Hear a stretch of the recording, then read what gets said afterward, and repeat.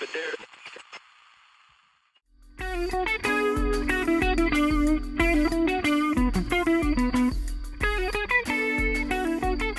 And Matt, this week on the first pitch, I think we want to start with... Oh, hang on a second. Do you hear that? I do. Here it comes.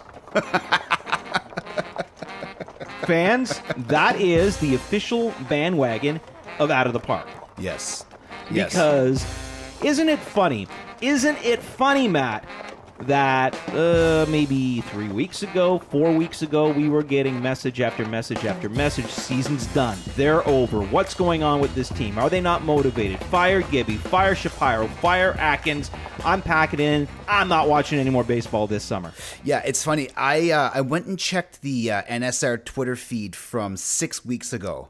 And it was exactly what you're just saying. It was basically Armageddon. Hell, there was fire and brimstone, and it was, axe everybody. In fact, I have family members that have now sort of come out of the woodwork because I'm associated with the show, and they assured me that the Jays are done. It is impossible for them to dig themselves out of this hole, out of this precipice that they have put themselves into. Among the many things that I'm going to speak to Kevin Pillar about, that is one of them. And what it was like to go to the ballpark when you're 1-9, when you are going to the ballpark and everywhere you go, they're saying, well, nobody's ever been able to rebound from something like this and make the playoffs. Yes. It's impossible. Yes. Well, and what was I saying through that whole thing? Producer Matt the producer, what was I saying through all of that? I would like to come clean. Barry Davis and I travel in the same vehicle to We Ain't Petty band rehearsals, and there by the way, great show. Yes. Linsmore. We had a great time, and it was packed, and we want to thank everyone for showing up. We had a blast. Was packed to the rafters. Yes. It was fantastic. So we traveled the band rehearsals back and forth, and there were many a times when I would turn to the great Barry Davis and say, Barry Davis, are the Jays done? And Barry Davis would say, no, they are not done. It's a long season. And Barry Davis was correct. Right. However, when you get destroyed by the New York Yankees, as bad as they did on Thursday night of the past week, I imagine, here it comes again. Yep. You hear that? Yeah. Oh, 3 or 4 more. They're jumping. They're jumping, Matt. That's it. Send some life rafts, right? Oh, yeah. No, okay. So here's my take on the whole bandwagon thing. True Blue fans will tell me all the time, I stick with my team through thick and thin. And that's fine. And that's wonderful. Right.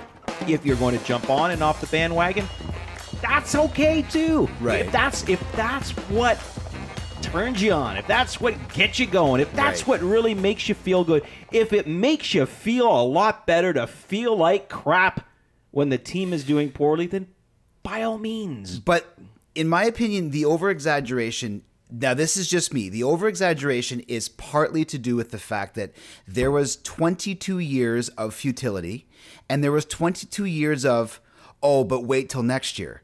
And it's very easy to overreact. Matt, they've made the postseason 2 years in a row. They have. Two years in a row. Okay, but Can out we of put to bed the long stretch? Right, but out of the last 24 years, how many times have they made the postseason? 2. Right. In a row. 22 years of futility is very difficult to wash from your proverbial laundry. Correct? I like the way you put that. But it is. So I somewhat understand the reason why people are very quick to jump to over-exaggeration.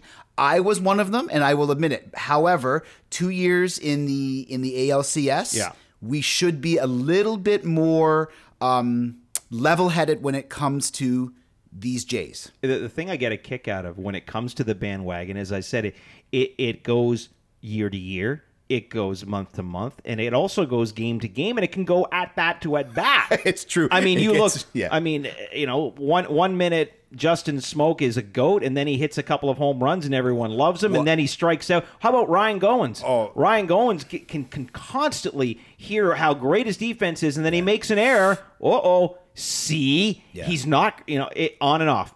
Well, go on Twitter and in the little search function, type in Devin Travis, and then scroll back like 6 weeks ago. Oh yeah, when it was like, what's going on? And truthfully, Devin Travis didn't have a spring training. Yes.